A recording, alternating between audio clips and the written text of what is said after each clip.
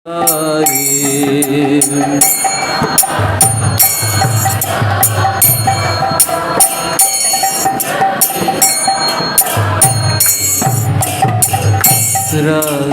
माधव कुंज बिहारी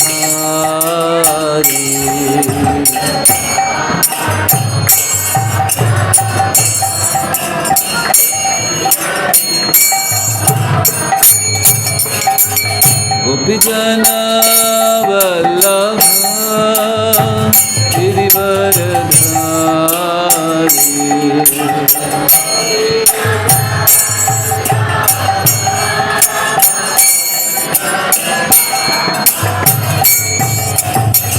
गोपीजन वल्लभ गिरिवरधारी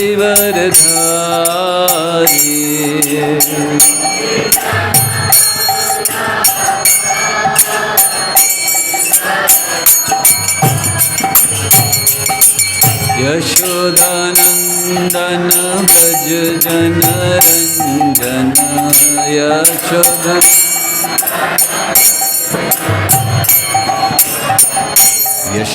यशोदानंदन व्रज जनरंजन यशोदा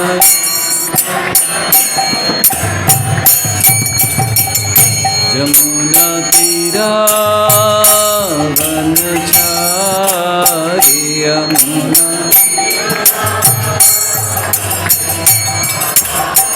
जमुना तीरा वनचारी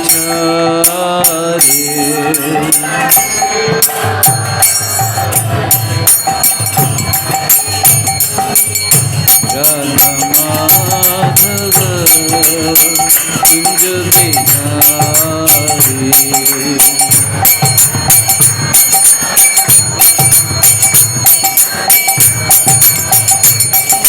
राधा माधव कुंज बिहारी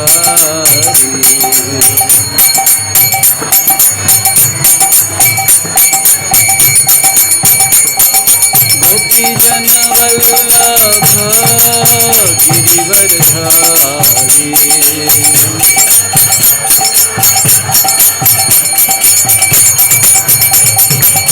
यशोदानंदन व्रज जनरंजन यशोदानंदन व्रज जनरंजन यमुना तीरा वनचारी यमुना तीरा वनचारी राधा माधव कुंज बिहारी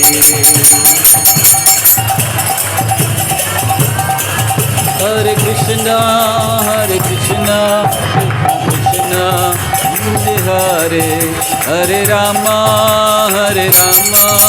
राम राम हरे हरे हरे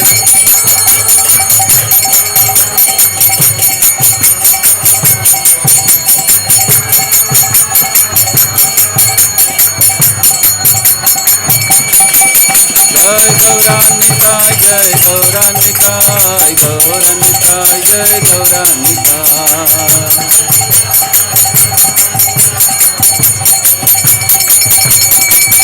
जय जय प्रभुपाद प्रभुपाद प्रभुपाद जय जय प्रभुपाद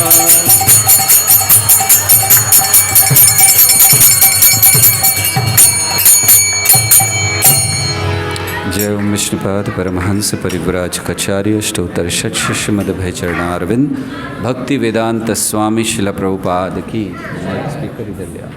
उपस्थित भक्त वृंद की जय, उपस्थित भक्त वृंद की जय, उपस्थित भक्त वृंद की जय। श्री श्री गुरु गौरांग की। ओम ज्ञानतिमिरान्धस्य ज्ञानाञ्जनशलाकया चक्षुरुन्मिलितं येन तस्मै श्री गुरवे नमः। श्री चैतन्यमनोभीष्टं स्थापितं येन भूतले स्वयं रूपः कदा मह्यं ददाति स्वपदान्तिकम्। वन्देऽहं श्रीगुरौ श्रीयुतापदकमलं श्रीगुरून् वैष्णवांश्च श्रीरूपं साग्रजातं सहगणरघुनाथान्वितं तं सजीवं साद्वैतं सावधूतं परिजनसहितं कृष्णचैतन्यदेवं श्रीराधा कृष्णपादां सहगणललिता श्रीविशाखान्वितांश्च।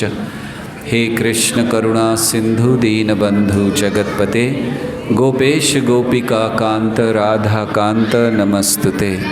तप्त कांचन गौरांगी राधे वृंदावनेश्वरी वृषभानुसुते देवी प्रणमामि हरिप्रिये। वाञ्छाकल्पतरुभ्यश्च कृपा सिन्धुभ्य एव च पतितानां पावनेभ्यो वैष्णवेभ्यो नमो नमः। नमो ओं विष्णुपादाय कृष्णप्रेष्ठाय भूतले श्रीमते भक्तिवेदांत स्वामिनिति नामिने नमस्ते सारस्वती देवे गौरवाणी प्रचारिणे निर्विशेष शून्यवादी पाश्चात्य देशतारिणे। जय श्री कृष्ण चैतन्य प्रभो नित्यानंद श्री अद्वैत गदाधर श्रीवासादि गौर भक्त वृंद। हरे कृष्णा कृष्ण कृष्णा हरे हरे हरे राम राम राम हरे कृष्णा। थोड़ा बच्चे सब बाहर चले जाएं तो अच्छा रहेगा, बाहर खेल लेंगे सब।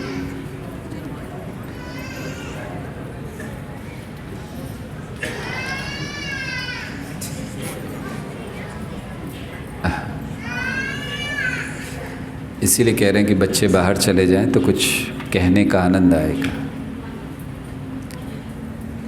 सो कोई ये सेवा कर सकते हैं सारे बच्चों को बाहर ले जाने की, अगर किसी में इतनी ताकत है,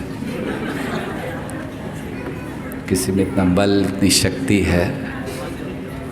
हमें पता है आप लोग एक दो बच्चों को ही हैंडल नहीं कर पाते, इतने सारों को एक साथ करना।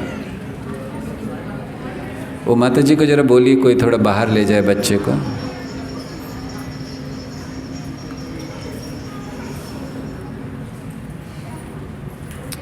थोड़ा साइलेंस चाहते हैं हम यहाँ पर, ताकि कथा का आनंद आ सके।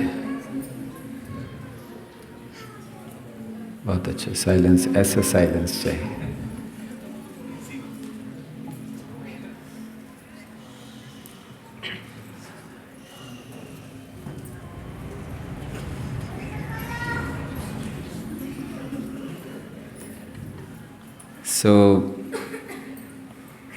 अभी हम लोगों ने अभिषेक किया श्री श्री गौर निताई का, चैतन्य महाप्रभु और नित्यानंद प्रभु का।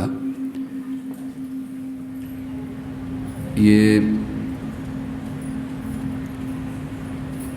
इस समय, जिस समय में हम हैं कलयुग में, तो कलयुग में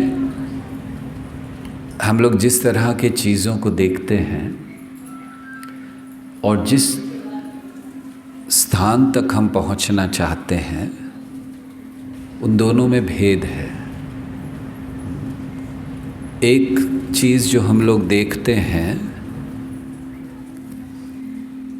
वो है इस जगत में दुखों का भंडार, और जहाँ तक पहुँचने की हमारी कामना है वो है सुख का सागर। जैसे अभी हम लोग कीर्तन कर रहे थे, आनंद आ रहा था कि नहीं सबको? ऐसा लग रहा था बंद नहीं होना चाहिए, राइट? तो ये भक्ति है, केवल आनंद कंद। अभी कई दिनों के बाद हम लोगों को ये आनंद आया, फिर अभी चले जाएंगे, कल से फिर वही पुनः मूषिका भव, फिर से वही होना है, वही ऑफिस, वही चीज़ें परसों से। अगर ऐसा कोई मार्ग मिल जाए जहाँ रोज़ केवल यही करें, 24 घंटा यही करें जो आपने अभी पिछले 1 घंटे में किया, कैसा रहेगा? आनंद है ना? उस आनंद के स्थान को, उस आनंद के प्राप्त करने के मार्ग को देने के लिए चैतन्य महाप्रभु आए। चैतन्य महाप्रभु जब इस पृथ्वी पर आते हैं, कई बार लोग जान नहीं पाते, समझ नहीं पाते। भगवान जब अपने आप को छुपा लेते हैं तो भ्रांतियाँ फैलती हैं, लेकिन जो भक्त होते हैं, आचार्य होते हैं, वो उनको बहुत आराम से समझ लेते हैं। तो श्री चैतन्य महाप्रभु ने 24 वर्ष की आयु में संन्यास लिया, 18 वर्ष जगन्नाथपुरी में रहे और 6 वर्ष उन्होंने भ्रमण किया, पूरे भारत का भ्रमण किया। श्री चैतन्य महाप्रभु ने ये भ्रमण किस लिए किया? हम लोग किस लिए घूमते हैं? हम लोग भ्रमण क्यों करते हैं? कुछ चीज़ देखना है, कोई स्थान देखना है, कुछ अपना आनंद लेना है। और श्री चैतन्य महाप्रभु ने भ्रमण किस लिए किया? श्री चैतन्य महाप्रभु ने भ्रमण किया लोगों को कृष्ण प्रेम प्रदान करने के लिए। क्या बात है? कुछ ज़्यादा महत्वपूर्ण चीज़ है तो शांत रहो, क्यों बोल रहे हो? तो श्री चैतन्य महाप्रभु ने भ्रमण किया लोगों को कृष्ण प्रेम देने के लिए, और उन्होंने प्रचार अलग अलग माध्यम से किया। कहीं पर महाप्रभु ने आवेश किया, आवेश मतलब अपना आवेश किसी भक्त में करा के प्रचार किया। कहीं पर महाप्रभु ने साक्षात प्रचार किया। तो श्री चैतन्य महाप्रभु नवद्वीप में रहे 24 वर्ष, और जैसे हमने बताया 18 वर्ष जगन्नाथपुरी।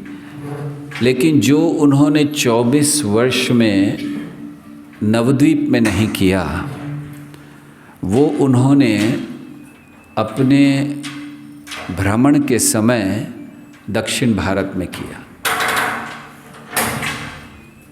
थैंक यू प्रभु।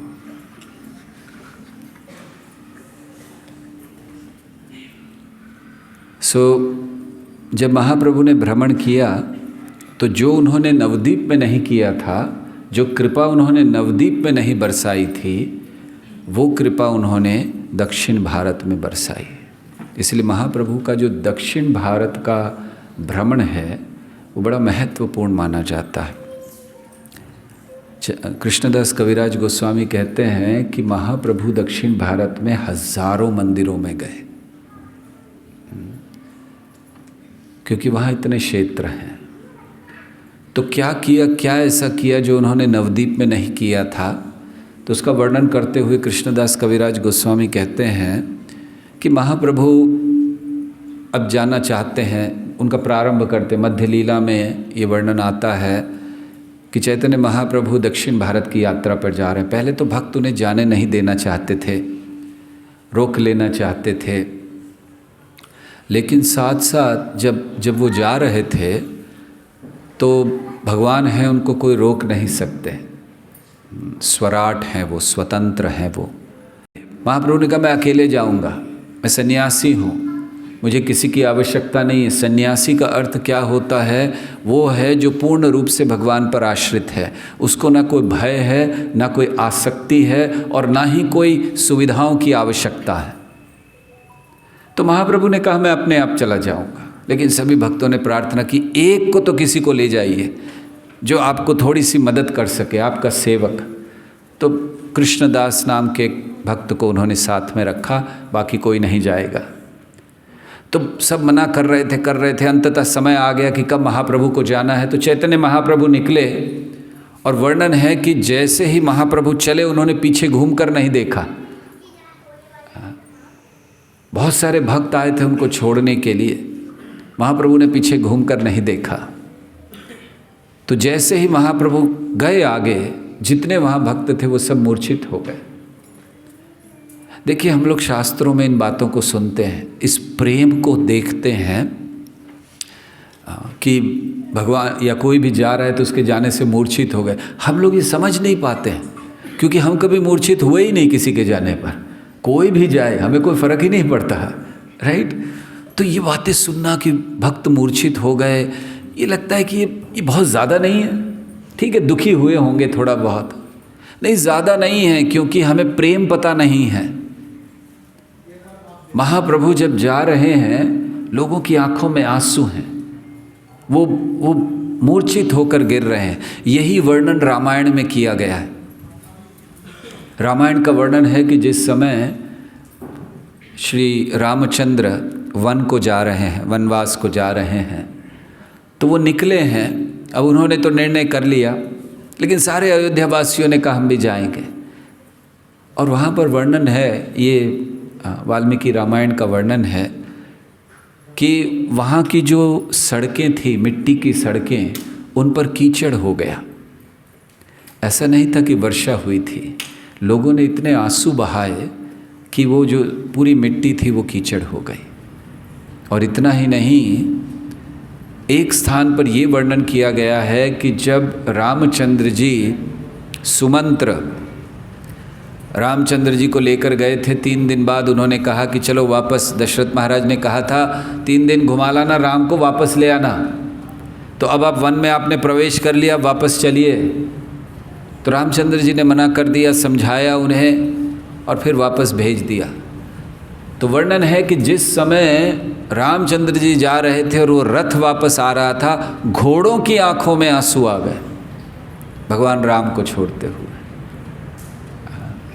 हमने जब उसको पढ़ा तो हमने कहा हम लोग तो घोड़ों से भी गए गुजरे हैं, क्योंकि हमारे आंखों में आंसू आते ही नहीं हैं। चाहे गुरु जाएं, चाहे भगवान जाएं, चाहे कुछ भी हो। तो ये जो आंसू आना है, कृष्ण के लिए रोना, ये बहुत महत्वपूर्ण चीज़ है। कई बार ऐसा लगता है कि भगवान हमेशा आते हैं, रुलाते हैं।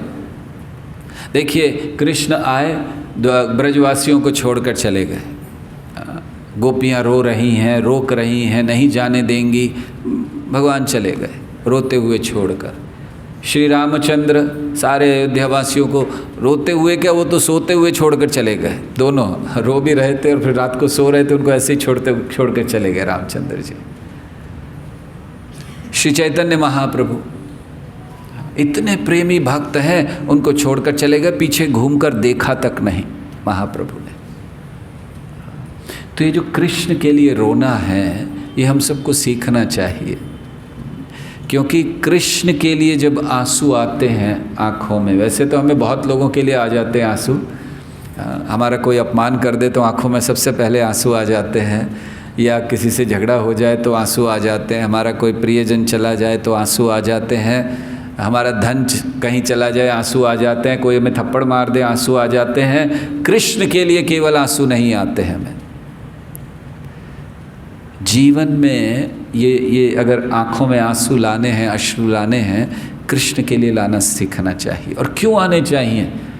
कृष्ण के लिए आँखों में आंसू प्रेम से आते हैं। इस जगत में हमारे आँखों में आंसू दुख और कष्ट से आते हैं, कृष्ण के लिए प्रेम से आते हैं। इसीलिए कृष्ण रुलाते हैं अपने भक्तों को, क्योंकि वो प्रेम प्रदर्शित होता है और उसके द्वारा शुद्धिकरण होता है, हृदय शुद्ध होता है जब हम कृष्ण के लिए रो रहे हैं। अन्यों के लिए रोते हैं तो हृदय शुद्ध नहीं होता। तो चैतन्य महाप्रभु भी जाने के लिए तैयार हुए, सारे भक्त। तो महाप्रभु क्या दिखला रहे हैं कि एक भक्त समाज में ऐसे प्रेम का वातावरण होना चाहिए। हर एक भक्त के लिए हमें ऐसा प्रेम होना चाहिए। और अगर एक भी भक्त हमारे बीच से कहीं जा रहा है तो हमारे आंखों में आंसू आने चाहिए, शायद किसी दिन आ जाए। श्री चैतन्य महाप्रभु ने गीता की शिक्षाओं को व्यवहारिक रूप में दर्शाया। तो गीता में कहाँ कहा है भगवान ने कि आंखों में आंसू आने चाहिए? कहीं नहीं कहा भगवान ने। इतना सिद्धांत दे रहे हैं भगवान, इतनी चीज़ों को बता रहे हैं, इन भगवान ने नहीं कहा कि आंखों में आंसू आने चाहिए। भगवान ने ये नहीं कहा कि भक्तों में प्रेम होना चाहिए। कहीं कहा है भगवान ने भगवद गीता में? भगवान कहते हैं कि भक्तों के बीच में आदान प्रदान आध्यात्मिक होना चाहिए। मत चित्ता मतगत प्राण बोधयन्तः परस्परम कथयन्तश्च माम नित्यम तुष्यन्ति च रमन्ति च। तो भगवान जो भगवद गीता में ज्ञान दे रहे हैं, जिस ज्ञान की परिपूर्णता कहाँ है, उस ज्ञान को लेके करना क्या है? हमें पता चल गया भौतिक जगत है, हमें पता चल गया एक आध्यात्मिक जगत है, हमें पता चल गया कृष्ण भगवान हैं, करें क्या इस ज्ञान को लेकर? वो चैतन्य महाप्रभु ने दिखलाया। तो चैतन्य महाप्रभु भक्तों के बीच प्रेम को प्रकट करते हैं। सो किसी दिन हमें भी कामना करनी चाहिए कि भक्तों के बीच ऐसा प्रेम हो जाए। मारा मारी तो बहुत होती है, उसके लिए कामना करने की ज़रूरत नहीं है, राइट? उसको तो रोकना पड़ता है। कामना ये करनी चाहिए कि एक दिन ऐसा प्रेम हो भक्तों में जो चैतन्य महाप्रभु के लिए उनके भक्तों में था। और भक्तों में आपस में भी बहुत प्रेम था, ऐसा नहीं केवल महाप्रभु के लिए था। तो ऐसे चैतन्य महाप्रभु चले और फिर वो कई स्थानों पर गए, जैसे कृष्णदास कविराज गोस्वामी ने बहुत सारे स्थानों को। सबसे पहला वर्णन वो कूर्म क्षेत्र का करते हैं। देखिए महाप्रभु गए हैं तो उन जहाँ भी जाते थे कैसे प्रचार करते थे, कैसे कृष्ण प्रेम बांटते थे।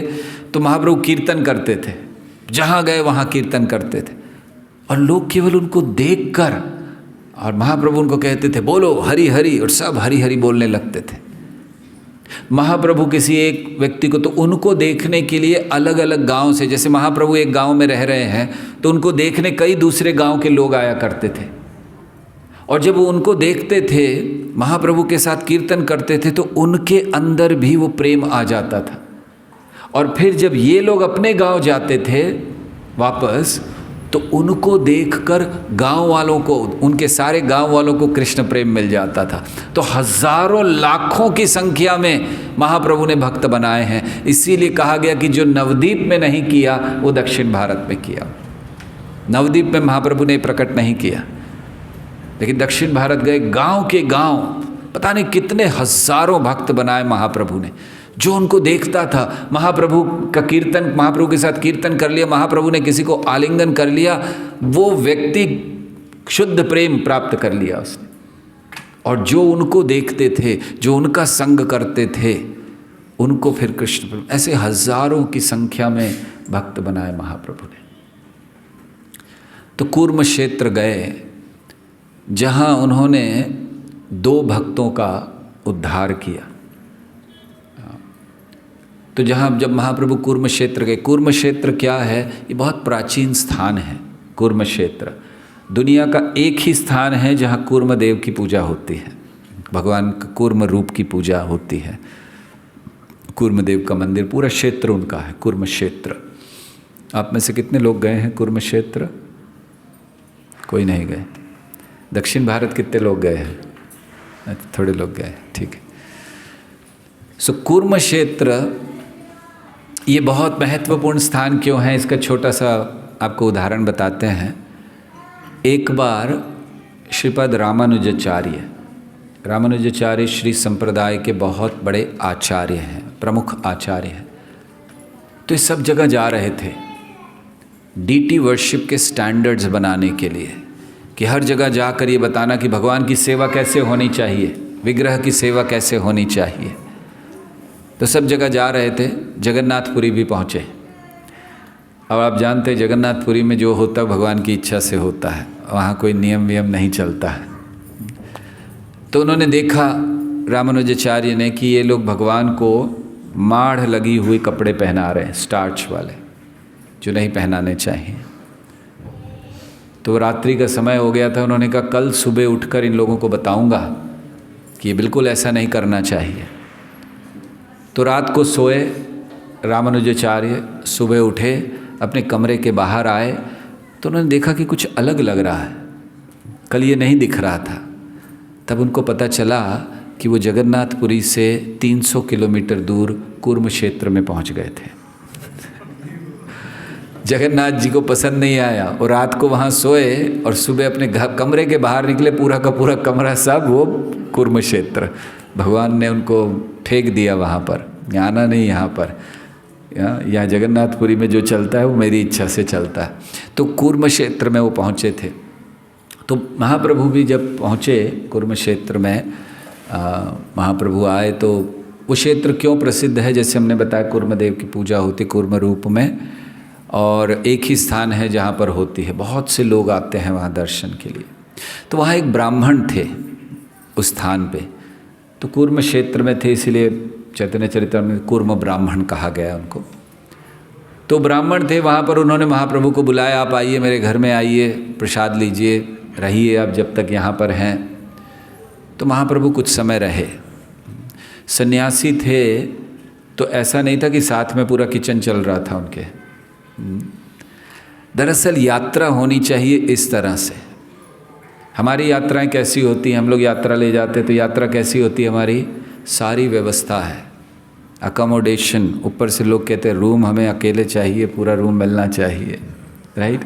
अकोमोडेशन, प्रसादम, ट्रांसपोर्ट, फ्लाइट, ट्रेन, बसें सब रेडी हैं। और हम लोग आने के बाद बोलते हैं हम यात्रा कर कर आए हैं, बहुत थक गए हैं, राइट। यात्रा ये होती है जो चैतन्य महाप्रभु ने की। कोई नहीं, कोई स्थान पता नहीं कहाँ खाएंगे, जहाँ जाते थे वहाँ लोग इनवाइट करते थे, आइए हमारे घर में खाइए, वो वहाँ पर खाते थे। ऑफकोर्स महाप्रभु कुछ चीज़ें देखा करते थे। महाप्रभु देखते थे कि उनके घर में शालिग्राम शिला है या नहीं। जिनके घर में शालिग्राम शिला होती थी उस घर में महाप्रभु प्रसाद लेते थे। तो चैतन्य महाप्रभु को बुलाया उन ब्राह्मण ने, कूर्म ब्राह्मण ने अपने घर पर सेवा की और महाप्रभु से बड़ा प्रभावित हो गया। तो अब महाप्रभु ने जाने का निश्चय किया, महाप्रभु जा रहे हैं। तो कूर्म ब्राह्मण ने कहा कि मुझे घर में रहने की कोई इच्छा नहीं है, मैं भी आपके साथ चलता हूँ। आप सन्यासी, आप जहाँ जहाँ जाएंगे मैं भी आपके साथ साथ चलूँगा। तो महाप्रभु ने मना कर दिया और उस समय महाप्रभु ने उन्हें एक आदेश दिया, जारे देख तारे कह कृष्ण उपदेश, आमार आज्ञाए गुरु हयक तार अई देश। तो ये उपदेश महाप्रभु ने एक गृहस्थ भक्त को दिया। जारे देख तारे कह कृष्ण उपदेश, प्रचारक बनने का आदेश उन्होंने कोई सन्यासी ब्रह्मचारी को नहीं दिया। कभी कभी गृहस्थ भक्त सोचते हैं हमारा कुछ काम नहीं है, सब प्रचार विचार जो करना है ये ब्रह्मचारी करें, हम लोग बस संडे के संडे जाएंगे, आनंद लेंगे। तो महाप्रभु ने आदेश एक गृहस्थ भक्त को दिया, जारे देखो तारे कह कृष्ण उपदेश, जिसको देखो उसको कृष्ण का उपदेश करो। तो उन्होंने मना किया कि आप यहीं रहो, प्रचार करो। और उन्होंने कहा मैं जा रहा हूँ। तो कूर्म ब्राह्मण सहन नहीं कर पाए, क्योंकि इतने आसक्त हो गए थे महाप्रभु से, इतने प्रेम हो गया था कि वो सहन नहीं कर पाए कि वो जाएंगे। लेकिन खैर जाना तो था, महाप्रभु चले गए। वहीं उस स्थान में एक वासुदेव विप्र थे। तो उनके पूरे शरीर में कोढ़ हो गया था, कोढ़ी थे वो, और इतना ज़्यादा कि जितने जख्म थे उनमें कीड़े भर गए थे। लेकिन ये जो वासुदेव विप्र थे ये बहुत बहुत आगे बढ़े हुए भक्त थे। तो क्या होता था कि ये जो उनके शरीर में इतना भर गया था, कीड़े भर गए थे, कीड़े लग गए थे। तो उस समय जब कोई कीड़ा गिर जाता था, कभी ऐसे हैं कहीं से गिर गया कीड़ा, तो वासुदेव विप्र उस कीड़े को उठाकर वापस रख देते थे। अरे इसका भोजन नहीं मिल रहा है, इसको वापस रख देते थे। देखिए, जब कोई भक्त है या पूर्ण रूप से भगवान पर आश्रित है, वो सदैव दूसरों की चिंता ज़्यादा करता है। तो ये एक बहुत महत्वपूर्ण लक्षण है। हमें ध्यान है, हम एक बार कहीं जा रहे थे, सन्यासी के साथ थे। तो हम लोग ऐसे बैठे थे कहीं बाहर, ओपन में थोड़ा प्रसाद ले रहे थे। तो अचानक वहाँ मच्छर आने लगे। तो उनके सिर पर एक मच्छर था, तो हम ऐसे हटाने गए, माने उन्होंने कहा बिल्कुल नहीं, मारना नहीं। तो हमने कहा मच्छर है। तो उन्होंने कहा कि उसको अधिकार भगवान ने दिया हमारा खून पीने का। हमारा खून पीने का अधिकार उसको भगवान ने दिया है। प्रकृति ने बना, प्रकृति का नियम है, वो खून पीता है। तो किसने दिया अधिकार? भगवान ने। तो बोले उससे उसका अधिकार मत छीनो। बहुत छोटी सी बात है, लेकिन हमें आज तक याद है कि क्या चेतना है उनकी। हम लोग को ख़त्म, मच्छर आया तो कोई पता नहीं चलता कहाँ गया, वो उसको अधिकार दिया क्या दिया कुछ याद नहीं आता। उनकी चेतना, कैसे कोई व्यक्ति ये सोच सकता है कि एक मच्छर उन्हें उनके खून निकाल रहा है और वो कह रहे नहीं ये अधिकार है उसका अधिकार मत छीनो। ये चेतना है। तो वसुदेव विप्र वो कीड़े गिर जाते थे उठा कर रखता था। उसको पता चला कि चैतन्य महाप्रभु आए हुए हैं कुरुक्षेत्र में। उसकी बड़ी इच्छा थी महाप्रभु से मिलना। जो भक्त होते हैं उन्हें बताना नहीं पड़ता कि भगवान आए हैं, भगवान ये हैं। ये तो जो पापी लोग हैं उनको बताना पड़ता है कि कौन भगवान है। जिसके हृदय में प्रेम है वो अपने आप जान जाते हैं। जैसे जब चैतन्य महाप्रभु प्रकट होने वाले थे तो उस समय हरिदास ठाकुर अद्वैताचार्य के हृदय में इतना आनंद हो गया स्वतः। उनको किसी ने बताया नहीं कि महाप्रभु आ रहे हैं, भगवान आ रहे हैं। लेकिन जो भक्त नहीं होते हैं उनके हृदय विदीर्ण हो जाते हैं, डर जाते हैं। जैसे जब वराहदेव प्रकट हो रहे थे तो वर्णन है कि दीति जो दैत्यों की माता है, उनको पता था कि मरेंगे अब मेरे पुत्र हिरण्याक्ष और हिरण्यकशिपु मरने वाले हैं। तो जब वराहदेव प्रकट हो रहे थे तो दीति के स्तनों से खून बहने लगा था भय के कारण। ये भागवत में वर्णन है। तो ये है, अगर हमें भगवान को देखकर आनंद नहीं हो रहा, भगवान की कथा सुनकर आनंद नहीं हो रहा, कीर्तन करके आनंद नहीं हो रहा, तो जान लीजिए कि आप दीति के वंश के हैं। क्योंकि आनंद तो उनको ही नहीं हो रहा था, केवल सारा जगत आनंद मना रहा था। तो वसुदेव विप्र ने सोचा मुझे मिलना है जाकर महाप्रभु से। तो वो किसी तरह पहुँचे कूर्म ब्राह्मण के घर पर, और जैसे ही पहुँचे उनको पता चला महाप्रभु तो चले गए। तो बहुत दुखी हो गए। वो विशेष आए थे महाप्रभु से मिलने के लिए और उनको पता चला कि महाप्रभु तो चले गए। तो बहुत दुखी होकर आंसू बहा ही रहे थे कि इतने में महाप्रभु वापस आ गए। देखिए कृष्ण की लीलाएं हैं। वो चले गए थे कुरुक्षेत्र से, केवल एक भक्त के लिए वापस आए चैतन्य महाप्रभु। तो चैतन्य महाप्रभु वापस आ गए। वसुदेव, ये जो वासुदेव विप्र थे, बड़े प्रसन्न हो गए और महाप्रभु ने उनको आलिंगन किया। उस व्यक्ति को जिसके पूरे शरीर में कोढ़ था, कीड़े पड़े हुए थे, महाप्रभु ने उनको आलिंगन किया। और जैसे ही महाप्रभु ने आलिंगन किया तो जितना उसका कोढ़ था, जो शरीर में कष्ट थे, सारा दूर हो गया और वो बहुत सुंदर उसका रूप हो गया। और चैतन्य महाप्रभु के केवल स्पर्श मात्र से, तो कोई सोच सकता है ऐसे थोड़ी होता है, कैसे हो गया? भगवान हैं, भगवान जिस चीज़ को स्पर्श कर देते हैं वो शुद्ध हो जाता है। तो वासुदेव विप्रता हो गया और उसको बहुत प्रसन्नता हुई कि महाप्रभु की ऐसी कृपा हुई है। और उस समय उसने भागवत का एक श्लोक कहा। वो समझ नहीं पाया मैं करूं क्या। कभी कभी जब हमें इतनी प्रसन्नता होती है, हमें बहुत कुछ मिल जाता है, हम समझ नहीं पाते करें क्या, इस समय में क्या करना चाहिए, हम प्रणाम करें, हम तो वासुदेव विप्र कुछ नहीं समझ पा रहा था। ऐसा होता है, व्यक्ति समझ नहीं पाता, बोल नहीं पाता। हम लोग केवल ये सुनते हैं। हमारा एक अनुभव है इस चीज़ का। हम एक बार चौपाटी मंदिर में गए थे परम पूज्य राधानाथ स्वामी महाराज से मिलने के लिए। वो बहुत व्यस्त थे, उनके सर्वेंट ने बताया प्रभु इतने लोग आए हुए हैं, ये हैं वो हैं। हमने कहा ठीक है कोई बात नहीं, हमारा कोई इतना महत्वपूर्ण बात नहीं। तो हम वापस चले गए। जब हम बाहर जा रहे थे, चौपाटी मंदिर के मेन गेट से बाहर निकलकर सड़क से हमें सड़क क्रॉस करके दूसरी तरफ से टैक्सी लेनी थी, क्योंकि इस तरफ वन वे था।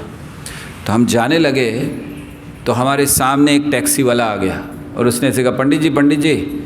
तो हमने ध्यान नहीं दिया। हमने कहा नहीं आगे लेनी है टैक्सी, यहाँ नहीं। फिर थोड़ा आगे गए, दूसरे ने कहा, हमने ध्यान नहीं दिया। फिर थोड़ा सा आगे गए तो एक टैक्सी वाला हमारे सामने आकर खड़ा हो गया। तो हमें बड़ा गुस्सा आया, अरे ये लोग इतना मतलब क्या बिजनेस हो नहीं रहा है इनका, क्या बात है जो इतना परेशान कर रहे हैं। एक को मना कर दिया, दो को मना कर दिया, ये हम सामने आके खड़ा। तो उसने हमारे सामने आकर का पीछे देखो। तो हमने पीछे देखा राधानाथ महाराज आ रहे थे, परम पूज्य राधानाथ महाराज, और वो कह रहे थे उन टैक्सी वालों को, रोक, उसको बुलाओ, उसको बुलाओ, और वो बेचारे बुला रहे थे और हम ध्यान नहीं दे रहे थे। और तो हम घूमे और हमने देखा महाराज, वो क्षण था जो ये चीज़ हम कह रहे हैं, हमने खुद अनुभव किया, हमें समझ नहीं आया हम करें क्या, प्रणाम करें, सॉरी बोले, क्या कहें, मुंह से कुछ नहीं निकला। ये हमने खुद अनुभव किया, हमें समझ नहीं आया क्या करें।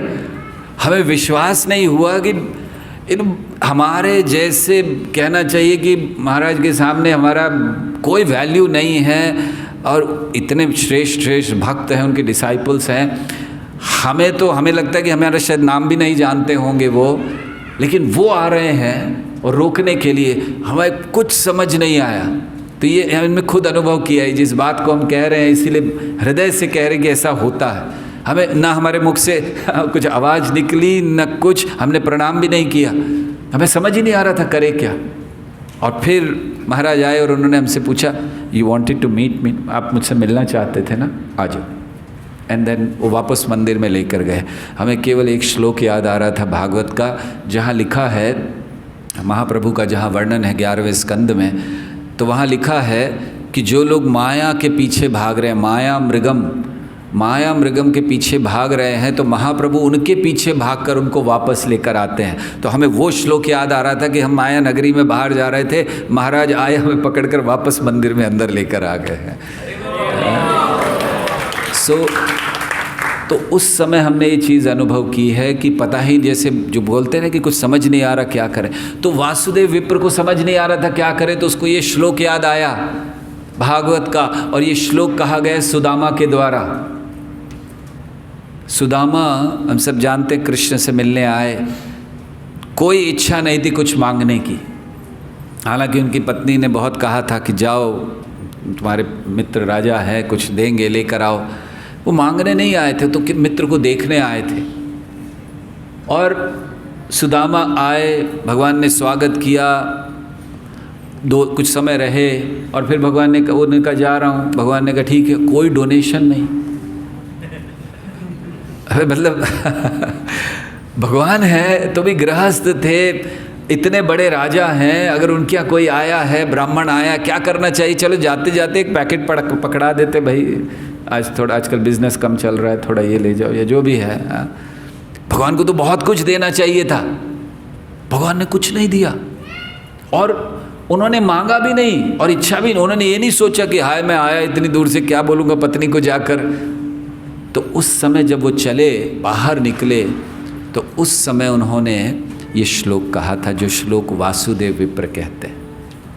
तो वासुदेव विप्र इस श्लोक को दोहरा। सुदामा ने क्या कहा? सुदामा ने कहा, मैं कौन हूँ? मैं एक पापी व्यक्ति हूँ। और कृष्ण कौन है? श्रीनिकेतन, लक्ष्मी जी के पति हैं वो, लक्ष्मी के स्वामी हैं वो। तो मैं इतना पापी, इतना गिरा हुआ, और वो इतने महान, लेकिन उन्होंने मुझे आलिंगन किया, सुदामा कह रहे हैं। तो ये सोच सोच कर उनको आनंद था, कि उनका आनंद क्या था कि भगवान ने आलिंगन किया है मुझे। और वही वसुदेव विप्र ये कह रहे हैं कि ये आलिंगन हुआ। तो मैं कौन हूँ? पापी आदमी, लेकिन मुझे आलिंगन किया भगवान ने। चैतन्य महाप्रभु क्या दिखला रहे हैं इसके द्वारा? एक बहुत महत्वपूर्ण बात चैतन्य महाप्रभु ने दिखलाई, और इस श्लोक से कनेक्टेड, कि महाप्रभु ने दिखलाया कि उनके आने का उद्देश्य क्या है। चाहे कोई व्यक्ति कितना ही पापी क्यों ना हो, श्री चैतन्य महाप्रभु आए हैं केवल एक चीज़ के लिए, और ये चीज़ अब वो बता रहे हैं। तो वसुदेव विप्र ने महाप्रभु से कहा कि अब मुझे इतना सुंदर शरीर मिल गया है, आपने आलिंगन किया है, निश्चय मेरे अंदर अहंकार आ जाएगा। आएगा कि नहीं आएगा? आपको कोई महाप्रभु, चैतन्य महाप्रभु आकर आलिंगन कर ले, कितने दिन तक आप हवा में रहोगे? स्वाभाविक है ना। महाप्रभु छोड़ दीजिए, गुरु महाराज आ जाए, आलिंगन कर लें आप, तो बस पता नहीं क्या होगा। इच्छा होगी कि कपड़े ही कभी उतारे नहीं हम, गुरु महाराज ने आलिंगन किया है, राइट, बहुत दिनों तक। तो उन्होंने कहा मुझे अहंकार आ जाएगा, आपने आलिंगन किया है और शरीर इतना सुंदर हो गया, दोनों चीज़ें हैं। तो महाप्रभु ने उनको कहा कि अगर सतत हरे कृष्णा कृष्णा कृष्णा हरे हरे, हरे राम राम राम हरे। महाप्रभु ने कहा बस इस मंत्र का जाप करते रहोगे, कभी अहंकार नहीं आएगा और तुम्हारा हृदय सदैव शुद्ध रहेगा। तो इस महामंत्र को देने महाप्रभु आए थे, वो मार्ग देने आए हैं। और किसके लिए आए हैं? पतित से पतित जीव, जिस व्यक्ति को कोढ़ हो चुका है, कीड़े खा रहे हैं, मतलब उसने कितना पाप किया होगा। महाप्रभु उन लोगों को। और एक महत्वपूर्ण बात महाप्रभु के आविर्भाव की है कि महाप्रभु पापियों का नहीं, पापेर नाश, पाप का नाश करने के लिए आए हैं, पापियों का नहीं। अधिकतर जब भगवान आए तो पापियों का नाश किया, कृष्ण ने पापियों का नाश किया, भगवान राम ने पापियों का नाश किया, रावण को मारा। चैतन्य महाप्रभु ने एक भी व्यक्ति को नहीं मारा, उन्होंने पाप का नाश किया। इसलिए चैतन्य महाप्रभु हमारे लिए बहुत महत्वपूर्ण है। क्यों? क्योंकि वो हमारे हृदय में बैठे हुए असुर को मार रहे हैं। कृष्ण ने बाहर असुरों को मारा, रामचंद्र जी ने बाहर असुरों को मारा, वराहदेव ने बाहर असुरों को मारा, नरसिंह देव ने बाहर असुरों को मारा। तो चैतन्य महाप्रभु यहाँ के असुर को मार रहे हैं, क्योंकि आवश्यकता है। ये कलयुग है।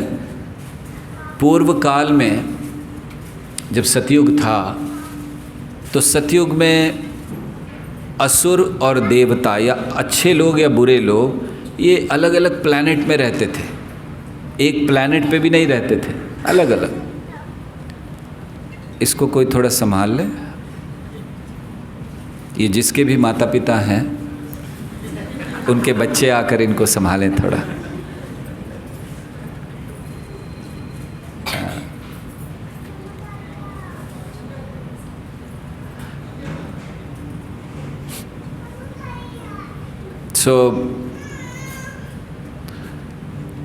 तो चैतन्य महाप्रभु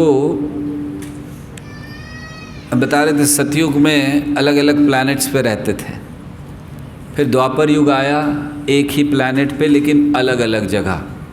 लंका में रावण है, अयोध्या में रामचंद्र जी, अलग अलग जगह, एक ही पृथ्वी पर, प्लैनेट पर।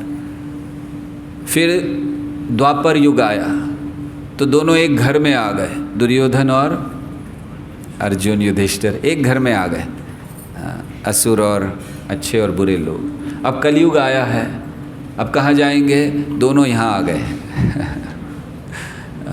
तो कहाँ प्लैनेट्स पे थे अलग अलग, कहाँ पृथ्वी पर थे, कहाँ एक घर में थे, और अब यहाँ आ गए हैं। और इसीलिए महाप्रभु ने सोचा कि अब कहाँ से मारे इनको। कृष्ण ने तो फिर भी मार दिया कि घर में अलग अलग तो थे, तो अब कहाँ से मारें? इसीलिए हृदय में बैठे असुर को मारने के लिए, पापेर नाश, पाप का नाश करने के लिए महाप्रभु आए।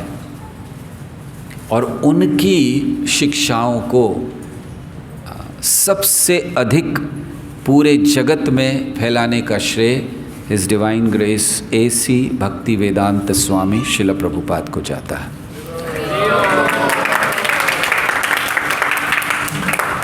शिल प्रभुपाद, ये जब चैतन्य महाप्रभु के आविर्भाव के 500 वर्ष पूरे हुए थे तो उस समय सरकार, भारत सरकार ने भी एक टिकट जारी किया था, स्टैम्प, महाप्रभु के 500 वर्ष पूरे होने पर।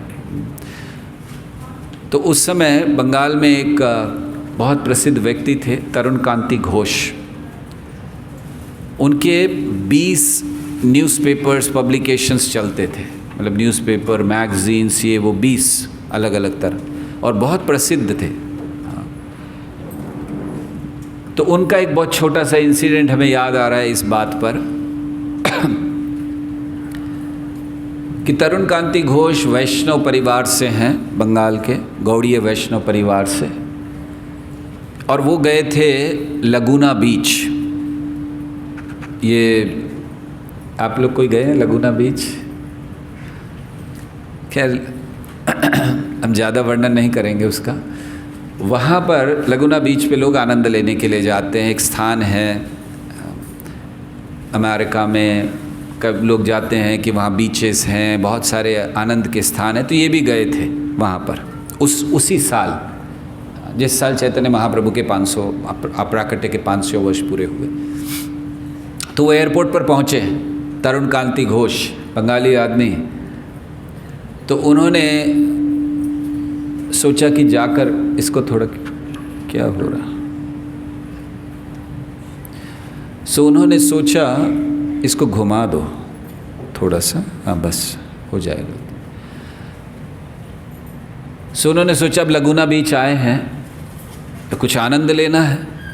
तो वो एक पाश्चात्य जगत के जो व्यक्ति था, वहाँ का अमेरिकन ऑफिसर खड़ा था, उसके पास गए और उसको पूछा, भाई बताइए यहाँ क्या क्या है। वो इन्फॉर्मेशन देने के लिए ही था। तो उसको पूछा, बताइए क्या क्या है।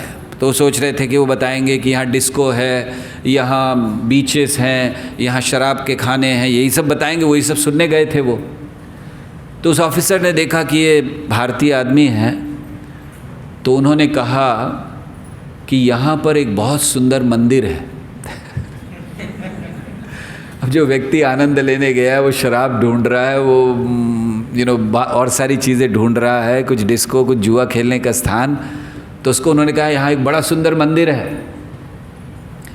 तो इनको अच्छा नहीं लगा सुनकर, इनमें मंदिर देखने थोड़ी आया, भारत में कमी है मंदिर की, भारत से यहाँ पर आनंद लेने आया और मुझे बता रहे मंदिर है। खैर, लेकिन उनको लगा भाई भारतीय हूँ, कुछ कह नहीं सकता। तो उन्होंने कहा मंदिर, कौन सा मंदिर है? तो उसने एक पेपर निकाला इससे पूरा, और पैम्फलेट था। तो उसने कहा श्री पंच तत्व मंदिर। वो बोल भी नहीं पा रहा था ठीक से, पंच तत्व। तो उन्होंने कहा पंच तत्व? तो उन्होंने कहा हाँ, श्री चैतन्य, श्री नित्यानंद, जो भी वो जैसे भी बोल पा रहा था, श्री अद्वैता, श्री गदाधर। तो तरुण कांति घोष एक एक नाम सुन रहे थे, नित्य चैतन्य, नित्यानंद, अद्वैत। और वो कह रहे कि एक एक नाम सुनकर उनको शर्म आ रही थी कि मैं गौड़ीय वैष्णव हूँ, मुझे इसको बताना चाहिए कि कौन है चैतन्य महाप्रभु, और ये मुझे बता रहा है। वो बोल भी नहीं पा रहा था बेचारा, जैसे भी पढ़कर वो बता रहा था। तो उस समय उन्होंने, तरुण कांति घोष ने ये निर्णय किया कि जो भी कार्य के लिए आए थे आनंद लेने के लिए, सारा कैंसिल। वो मंदिर गए वहाँ पर, और मंदिर में वो दर्शन किए और सीधे वहाँ से वापस आ गए। कोई आनंद नहीं, कोई डिस्को नहीं, कोई शराब नहीं, कुछ नहीं।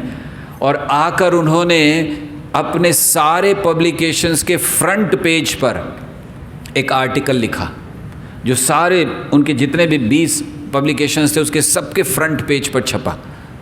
और क्या आर्टिकल लिखा उन्होंने लिखा कि चैतन्य महाप्रभु का ये जो 500 वर्षगांठ हम लोग उनके जन्म की मना रहे हैं, ये तब तक पूरी नहीं हो सकती जब तक एक आदमी का गुणगान नहीं किया जाए। और वो एक आदमी है हिज डिवाइन ग्रेस AC भक्ति वेदांत स्वामी शिल प्रभुपाद। और क्यों लिखा उन्होंने ये? उन्होंने लिखा कि मैं गया था वहाँ आनंद लेने, मैं गया था वहाँ भोग करने, और वो मंदिर था शिला प्रभुपाद के द्वारा स्थापित लगुना बीच में। आज भी वो मंदिर है कि जहाँ पर पंच तत्व के विग्रह हैं। प्रभुपाद ने मंदिर स्थापित किया। तो उन्होंने कहा प्रभुपाद ने बचाया मुझे, मैं तो गया था वहाँ भोग करने, लेकिन प्रभुपाद ने बचाया। सो ये चैतन्य महाप्रभु की कृपा है। तो ऐसे वासुदेव विप्र वो चैतन्य महाप्रभु से कह रहे हैं कि क्या है मेरे पास, आपने मुझे आलिंगन किया, और क्या चाहिए इससे ज़्यादा। तो ये भावना, तो इस तरह से चैतन्य महाप्रभु ने सुंदर संदेश दिया कि महामंत्र का जप करो, और कूर्म ब्राह्मण को संदेश दिया कि प्रचार करो, जिसे देखो उसे कृष्ण के नाम का प्रचार करो। तो ये कूर्म क्षेत्र में महाप्रभु ने किया, और फिर वो कूर्म क्षेत्र से आगे चले। साउथ इंडिया की बहुत लंबी यात्रा है उनकी, वो बहुत जगह गए थे। वहाँ से आगे गए हैं, राजमंदिरी पहुँचे, जहाँ उनको रामानंद राय की भेंट हुई उनकी, वहाँ पर बहुत संवाद हुआ। तो ऐसे अलग अलग जगहों का वर्णन है। अब आज तो इतना समय नहीं है कि हम उनकी पूरी दक्षिण भारत की यात्रा का वर्णन करें। और फिर महाप्रभु तिरुपति भी गए थे दर्शन करने, तिरुमला भगवान के दर्शन किए। वहाँ पर पास में एक बहुत बड़ा शिवजी का मंदिर है, कालहस्ती। चैतन्य महाप्रभु वहाँ भी दर्शन के लिए गए।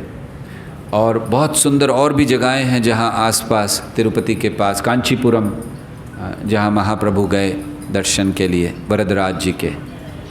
और उनके जो अनुयायी हैं, तो अनुयायी होने का अर्थ क्या होता है? जो महाप्रभु ने किया, जो कहा, उसका पालन करें। इसीलिए हम लोग भी जनवरी में दक्षिण भारत जा रहे हैं ना यात्रा पर। सो हम लोग भी तिरुपति जाएंगे, कालहस्ती जाएंगे, जहाँ जहाँ महाप्रभु गए हैं, कांचीपुरम। सो बहुत से स्थानों को वहाँ पर देखेंगे। और फिर वहाँ सुनेंगे कि जब महाप्रभु तिरुपति में आए थे तो क्या किया उन्होंने, कैसे बालाजी के दर्शन किए, कैसे वो पहुँचे ऊपर, और क्या भाव था, महाप्रभु ने कीर्तन किया वहाँ पर। तो ये सारा वर्णन जो अब जब तिरुपति जाएंगे तो करेंगे, इसलिए अभी नहीं कर रहे हैं, नहीं तो फिर वो रिपीट हो जाएगा। सो खैर, जब महाप्रभु ने ऐसे दक्षिण क्षेत्रों में कई हज़ारों मंदिरों के उन्होंने दर्शन किए। महाप्रभु जहाँ जाते थे मंदिरों में जाना। और वर्णन है कि कभी कभी जब महाप्रभु को रात को सोने का समय नहीं होता था या सोने का स्थान नहीं होता था, तो मंदिर के बाहर ही ऐसे ही सो जाते थे। श्री कृष्ण भगवान अहम सर्वस्य प्रभवः, सब कुछ उनसे आता है, लेकिन वो दिखला रहे थे कि भगवान मंदिर के बाहर सो जाया करते थे।